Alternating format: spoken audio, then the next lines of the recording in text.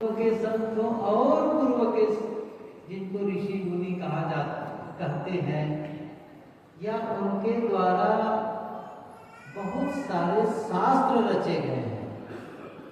उन शास्त्रों में जो संदेश दिया गया है वह किसके लिए है? मनुष्यों के लिए है। मनुष्यों के लिए संदेश दिया गया है और मनुष्यों को श्रेष्ठ प्राणी कहा गया है। मनुष्य इस जगती तल पर जो सबसे श्रेष्ठ प्राणी, और भी प्राणी हैं, बहुत से जीव जंतु हैं, कृमि कीट आदि, पशु पक्षी बहुत है, लेकिन मनुष्य को सबसे श्रेष्ठ कहा गया है और श्रेष्ठ को उपदेश दिया जा रहा है। उपदेश क्यों दिया जा रहा है? या वो श्रेष्ठ नहीं है? फिर यदि श्रेष्ठ है तो फिर मनुष्य को उपदेश संतजन इसलिए देते हैं क्योंकि मनुष्य में संभावना, उस संभावना को जब हम विकसित कर लेते हैं, उसे सत्य के रूप में बदल देते हैं। संभावनाओं को सत्य के रूप में बदलना, जैसे एक बीज है, बीज में संभावना क्या है? बीज में संभावना है वृक्ष होने की, है ना? अब उस वृक्ष, अब कहो बीज में कहाँ है वृक्ष, दिखाओ, तो ऐसा तो नहीं दिखेगा। लेकिन यह भी सच है, भले वो अव्यक्त रूप में है, वही तो संभावना का मतलब है ना, जो अव्यक्त है, अदृश्य है अभी वो, लेकिन उसके अंदर वृक्ष की पूरी सामग्री वो भरी हुई है। और इतना ही नहीं है, एक उदाहरण दूंगा। किसी ने बहुत सुंदर कहा है, एक सेब है ना, सेब फल, एप्पल, एक सेब में कितने बीज हैं, इसे कोई अनाड़ी से अनाड़ी आदमी भी बता सकता है। एक सेब में कितने बीज हैं ये कोई भी बता सकता है, लेकिन एक बीज में कितने फल हैं, कितने सेब हैं, कौन बताएगा? समझ रहे हैं मैं क्या कह रहा हूं? एक बीज में एक वृक्ष बन जाएगा, उस वृक्ष में कितने फल लगेंगे, फिर उन फलों में कितने बीज होंगे, उन बीजों में कितने फल होंगे। एक बीज में पूरी पृथ्वी को ढकने की संभावना है। और मनुष्य की संभावना, चेतना की संभावना, यही तो संतजन बताते हैं। विज्ञान और अध्यात्म, धर्म कर्म कोई बात नहीं। विज्ञान का मतलब क्या है? विज्ञान का मतलब है जो पदार्थों में छिपी हुई शक्ति है, पदार्थों में अंतर्निहित जो शक्ति है, उस शक्ति का उद्घाटन करना, उसे प्रकाश में लाना, ये विज्ञान का काम है। एक हो रहा है ना, पहले इतना नहीं जानते थे। कंप्यूटर के पहले, कंप्यूटर ऐसा नहीं कि कहीं कंप्यूटर कहीं आकाश से गिर पड़ा है। ये जो मोबाइल सेट टावर चल रहा है आजकल, जो एआई, आर्टिफिशियल इंटेलिजेंट, आजकल उससे भी बढ़कर उसका दादा का दादा बन गया है। डीप सीप ऐसा कुछ आया है, वो क्या नाम है उनका, वो चाइना वालों ने बनाया है और सब हड़कम मच गया गूगल इत्यादि में, उनके सामने सब बोलने लग रहे हैं। ये विषय अलग है। मैं ये कह रहा था, विज्ञान क्या करता है? पदार्थों में जो छिपी हुई शक्ति है उसकी खोजबीन करता है, उसका रिसर्च करता है, उसको विकसित करता है, उद्घाटित करता है, और मनुष्यों के लिए जो उपयोगी है वो बाहर ला करके वो दे देता है। धर्म की संभावना, धर्म क्या है या अध्यात्म क्या है? चेतना में छिपी हुई शक्ति, हम सबकी चेतना में जो शक्ति छिपी है उस शक्ति का उद्घाटन करना, ये धर्म का काम है, ये साधना और अध्यात्म का काम है। इसीलिए हमारे कुछ लोग शिकायत करते हैं कि विदेशों में देखो इतने वैज्ञानिक और इतना वो लोग खोजबीन कर डाले, भारत वाले क्यों नहीं किए? अब एक है बाहर की ओर दौड़ना, बाहर की यात्रा, और दूसरा है अंदर की यात्रा। यहाँ की परंपरा क्या रही है? बाहर हो, ठीक है, भोजन मिल गया, कपड़े मिल गए, रहने की जगह मिल गई, उसके बाद क्या होगा? कितना बढ़ा ले जाओगे उसको? भोजन की कोई सीमा है? भोजन की क्वालिटी की कोई सीमा है? आप जिस लेवल पर भोजन कर रहे हैं, जिस स्तर से भोजन आप करते हैं, उससे अच्छे भोजन और स्तर अच्छा है, उससे कम वाले भी हैं, उससे अच्छे वाले भी हैं। अच्छा, आप कहोगे नहीं वो अच्छा स्तर का है, आपके गांव में जो श्रेष्ठ है, बड़े हैं, उनके भोजन को देखो तो उनसे भी कोई अच्छा भोजन करने वाला है, उससे भी भोजन अच्छे करने वाले हैं। पैसे के लिहाज से देखा जाए तो, क्वालिटी की दृष्टि से देखा जाए तो कोई सीमा नहीं है। लेकिन इतना सच है, भोजन से पेट भरता है, शरीर चलता है। मकान बनाओगे तो कितना बड़ा बना डालोगे, कितने पैसा लगा डालोगे, लेकिन मकान बना करके क्या परिणाम आता है? रहना।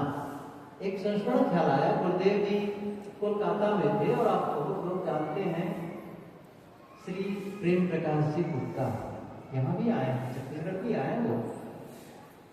एक बार उनके यहाँ निवास थे, तो एक भक्त, कोलकाता का दूसरा भक्त गुरुदेव जी को अपने निवास में ले जाने के लिए निवेदन किए, ठीक है आएंगे। तो फिर अब आ गए लेने के लिए, और गुरुदेव जी चलने लगे। गाड़ी तो प्रेम जी की ही होती थी, तो गाड़ी में जब चलने के लिए नीचे उतरने लगे तो प्रेम प्रकाश जी ने भक्त से कहा, मुझे नहीं बोल रहे हो चलने के लिए? भक्त ने क्या कहा, प्रेम जी ने क्या उस भक्त से जो गुरुदेव जी को लेने आए थे, मुझे नहीं बोल रहे हो चलने के लिए? वो बड़े संकोच में, मैं कैसे ले जाऊं आपको, आपको इतना बड़ा मकान, मेरा छोटा सा घर है, बड़ा संकोच लगा उनको।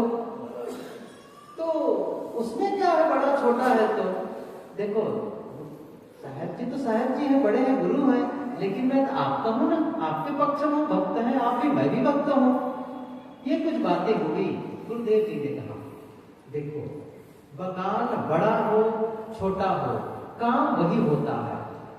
छोटा मकान वाले क्या करते हैं, कहीं एक जगह विश्राम करते हैं, कहीं एक जगह भोजन करते हैं, कहीं एक जगह स्नान करते हैं, कहीं लोगों से मिलते जुलते हैं, कहीं बच्चे पढ़ते हैं। ये छोटे मकान में भी होता है। अच्छा, बड़े मकान में भी ये होता है, कोई अलग होता है क्या वहां? तो आप मकानों के जो क्वालिटी स्तर पर आप देखो, सुविधा के मैं विरोधी नहीं हूं। सुविधा, गुरुदेव जी कहा करते थे, पहले एक कुआं होता था, गांव भर के लोग या आधे गांव के लोग कुआं में जल भर लेते थे या नदी तालाब से लाते थे। तो पहले ऐसा, लेकिन चलता था। फिर थोड़ी सी सुविधा बढ़ी, नहीं भाई अपने घर कुआं हो या अपने घर बोरिंग करवा लो। अच्छा ठीक है, बोर करवा करके पानी लेते, नजदीक हो गया, सुविधा बढ़ गई। अच्छा वो हो गया, एक टंकी लगा लो, पानी ले आओ, पानी पाइप के माध्यम से बाथरूम में पानी ले आओ, किचन में पानी ले आओ, ये सुविधा और सुविधा बढ़ गई। अब कैसे करो? यही सब तो हो रहा है ना। ठीक है, सुविधाएं बढ़ती चली गई, लेकिन ये नहीं है कि पहले जो कुआं का पानी पीते थे वे लोग दुखी थे, अशांत थे, और आजकल जो घर बैठे तो घर में किचन में पानी आ रहा है, बाथरूम में पानी आ रहा है, वो लोग बहुत आनंदित हैं। ऐसा तो नहीं है। यात्रा यहाँ से रायपुर पहले भी जाते, आज से 70-80 साल पहले भी रायपुर जाने वाले थे, पहले भी तीर्थ यात्रा करते थे। आज सुविधा पूर्ण है। इसी आश्रम की शुरुआत हुई, बहुत पुराने लोग जानते हैं, टेंट लगते थे, है ना, टेंट लगता था, लोग आकर के रुकते थे, इसी आसपास के लोग, दूर दराज के लोग। अब कौन टेंट में रुकेगा? साहब चले जाएंगे वापस, कब फिर आ जाएंगे। कोई रुकता है वहां? नहीं रुकते हैं। सुविधाएं बढ़ी, बस इतना ही अंतर है, इतना ही है। मैं ये कह रहा था कि आप जितना विकास कर ले जाओ विज्ञान में, बस क्या होगा, जीवन गुजर की व्यवस्था हो जाएगी, लेकिन चेतना के में जो शक्ति है उस शक्ति को पहचानना और उस शक्ति को उद्घाटित करना और वो जीवन में छा जाए, ये तो आध्यात्मिक कमाई, वही तो साधना है। इसलिए मैं कह रहा था, संतों को उपदेश क्यों करते हैं? उपदेश करते हैं आपकी संभावना को वास्तविकता में बदलने का काम हो। हम सब में योग्यता है, वो सारी योग्यता लेकर के हम सब पैदा हुए हैं, इस दुनिया में आए हैं। कौन सी योग्यता बताऊं? वो उतनी ही योग्यता हर व्यक्ति में है जितनी योग्यता लेकर के बुद्ध आए थे, उतनी ही योग्यता लेकर महावीर आए थे, कबीर और नानक आए थे। जब कल मैंने ये बात कही थी, उतनी योग्यता लेकर के आए हैं, लेकिन हम अपने भीतर की योग्यताओं का इस्तेमाल नहीं करते हैं। देखिए, योग्यता दो प्रकार की, थोड़ा सा इसको स्पष्ट कर दूं। इस प्रकार की है अच्छा करने की भी, गलत करने की भी।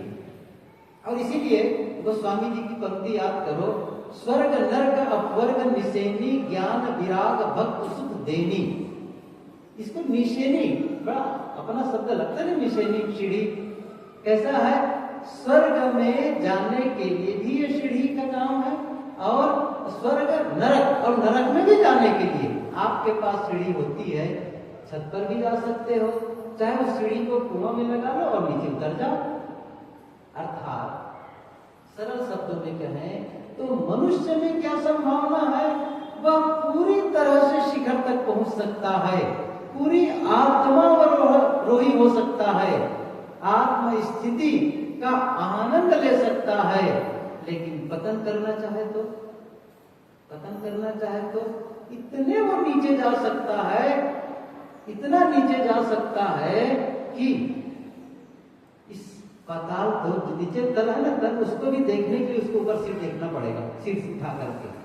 इतना नुकसान, इतना वो अपने आप को पतित कर सकता है जितना कोई पशु पक्षी नहीं कर सकता। गजब है। करते हैं हम पतित जनों में बहुधा पछता का आरोप, करते हैं स्वर्ग किंतु क्या निज निसंग नियमों का लोप। मैं मनुष्यता को स्वर्ग की जननी भी कर सकता हूं, किंतु पतित को पशु कहना मैं कभी नहीं कर सकता हूं। एक पतित आदमी को पशु की संज्ञा मत दो, क्योंकि पशु कभी भी उतना नहीं गिरता है जितना मनुष्य गिर जाता है। संभावना बता रहा था। अर्थात हम अपना पतन भी कर सकते हैं और हम अपना उत्थान भी कर सकते हैं। प्रश्न क्या है? हम चाहते क्या है? समझ रहे हैं? हम चाहते क्या है? क्या, जैसे मैंने एक उदाहरण दूं, बोलने की क्षमता है। अब बोलने की क्षमता है तो कोई कटु बोल रहा हो, कोई गाली निकाल रहा हो, कोई झूठ बोल रहा हो, वो कुछ भी बोले चला जा रहा हो, क्या जो गाली दे सकता है, जो झूठ बोल सकता है, क्या उसमें संभावना नहीं है सत्य बोलने की? क्या उसमें संभावना नहीं है कि मीठा बोलने की?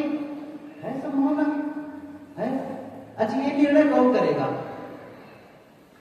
ये कौन करेगा? क्या इस बात को बताने के लिए बुद्ध को आना जरूरी है? क्या इस बात को बताने के लिए कबीर को आना जरूरी है? क्या हमारे भीतर ये जागृति नहीं होती है? गुरुदेव जी कहा करते थे, ये तो पूरी खुली किताब है, जीवन को पढ़ो, जीवन की किताब पढ़ो। बाहर के सारे शास्त्र क्यों, बाहर की जो पोथी है ना, वो क्यों है? बाहर की पोथी का एक ही काम क्या है? वो बाहर की पोथी जीवन की पोथी को पढ़ना सिखा दे, बस इतना ही उसका काम है, इतना ही। बहुत सारे नीति नियम लिखे गए हैं, बहुत सारे उसमें उपदेश लिखे गए हैं, लेकिन जब समय आप गलत करेंगे, क्या वो पुस्तक कंधे पे बैठ करके आकर के चिल्लाएगा, देखो तुमने पढ़ा है भी, क्यों ऐसा गलत कर रहे हो? ऐसा नहीं चिल्लाएगी ना। या फिर गुरु जी हैं, मान लो संत यहाँ उपदेश कर रहे हैं, तो मान लो हम कार्य क्षेत्र में जब होंगे, वहां जो निर्णय लेना होगा, तो क्या हर समय आपके पीछे गुरु जी डंडा लेकर बैठे रहेंगे? गुरुदेव जी कहा करते थे, बाहर के गुरु का काम है भीतर के गुरु को जागृत कर देना, एक्टिव कर देना। यही तो है ना, चेतना में जो शक्ति, हमारे भीतर जो शक्ति वो प्रसुप्त है, सोई हुई है, उसको क्या करना है? एक्टिवेट, उसको सक्रिय कर देना है। अच्छा कैसे कर दें? अभी कैसे कर दें बताऊंगा, तो फिर अगले सत्र के लिए देख लेंगे, क्योंकि ये एक्टिवेट करना बहुत जरूरी है सबको। हर आदमी के अंदर वो शक्ति छिपी हुई है, हर आदमी के अंदर में, उसको बाहर निकालना। जैसे मैं बताऊं, हमारे अंदर धैर्य है, हमारे अंदर सहनशीलता है, हमारे अंदर विनम्रता है, हमारे अंदर क्षमा करने की शक्ति है, हमारे अंदर करुणा की शक्ति है, लेकिन मैंने कहा ना विपरीत शक्ति भी है। कौन सी है? क्रोध करने की, नफरत की, घृणा की, वैमनस्य की, लड़ाई झगड़े की, गाली गुप्ता देने की, सारी शक्ति संस्कार भरे हुए हैं, ये कर सकते हैं। अब बात ये है कि आप जिसको एक्टिवेट करते हैं, जिसको आप सक्रिय करते हैं, वो आपके जीवन में छा जाता है, और जिसका उपयोग आप नहीं करते हैं वह शक्ति कम पड़ती चली जाती है, कमजोर होती चली जाती है। ये नियम समझो, जिसका आप बार बार उपयोग करते हैं वो शक्ति बढ़ती चली जाती है, और जिस योग्यता का, जिस शक्ति का उपयोग है वह शक्ति कम होती चली जाती है, कम होती चली जाती है और खत्म भी हो जाती है। मैं कहानी सुनाऊं, तब तक समझ आ जाएंगे। एक आदमी था, एक गाय पाला था, तो गाय दूध देती थी। ये भी कहना गलत है, गाय दूध देती थी, कभी कभी प्रश्न करता नहीं हूं। अच्छा बताओ, गाय दूध देती कि नहीं देती है? कितने लोग राजी हैं? हाँ तो उठाओ जरा, गाय दूध देती कि नहीं देती है? गाय दूध नहीं देती है, डर रहे हैं, कुछ तो हल्का मामला तभी पूछ रहे हैं, सही है ना? गाय दूध देती ही नहीं है, ये सुन लो एक सूत्र आज, गाय दूध देती ही नहीं है, दूध निकालना पड़ता है, समझ रहे हैं ना? दूध निकालना पड़ता है। वो गोबर देती है, समझ रहे हैं ना? अपने से दूध निकालना पड़ता है, समझ रहे हैं ना? बूंद बूंद करके निकालना पड़ता है, उसको आपको दोहन करना पड़ेगा। ये मैं कह रहा हूँ, शक्ति आपके भीतर है, उसको दोहन करिए, उसको उद्घाटित करिए कर करके। अच्छा वो कहानी सुना दो, क्या कह रहा था? गाय पाला था तो दूध वो निकाल लेता था। कितना दूध? छत्तीसगढ़ के हिसाब से कितना दूध बताओ? रोज कितना दूध होता होगा? कितना होता होगा? अच्छा चलो ज्यादा से ज्यादा 2 किलो चलो मान लेते हैं, सुबह शाम वो 2 किलो दूध देती थी, ठीक है? एक दिन उसके मन में आया, अभी तो दूध की बहुत आवश्यकता नहीं है, 1 महीने के बाद में बिटिया की शादी होने वाली है, बहुत सारे मेहमान आने वाले हैं, उस समय दूध की जरूरत ज्यादा है, तो फिर क्या करूं? ऐसा करता हूं, आज से दूध निकालना बंद कर देता हूं, है ना? 1 महीने के बाद कितना हो जाएगा? कितने लीटर? 60 लीटर दूध मिलेगा, और उस समय मेहमान आएंगे, सबके लिए बढ़िया चाय पानी मिठाई वगैरह व्यवस्था हो जाएगी। और उस तारीख से उसने दूध निकालना बंद कर दिया, और 1 महीने के बाद बड़ा सा बर्तन लेकर गया। अच्छा कितना दूध मिला होगा? समझ गए ना? 1 बूंद नहीं। मैं क्या कह रहा था? आपके भीतर जो शक्ति है, जो योग्यता, यदि इस्तेमाल नहीं किए और सचमुच वो यदि इस योग्यता का दूध यदि निकालता रहता, तो वो सचमुच 1 महीने तक के निकालता तो 60 लीटर दूध मिल जाता, नहीं मिल जाता? आपके भीतर योग्यता है, आप ख्याल करो। क्षमा आप कितनी बार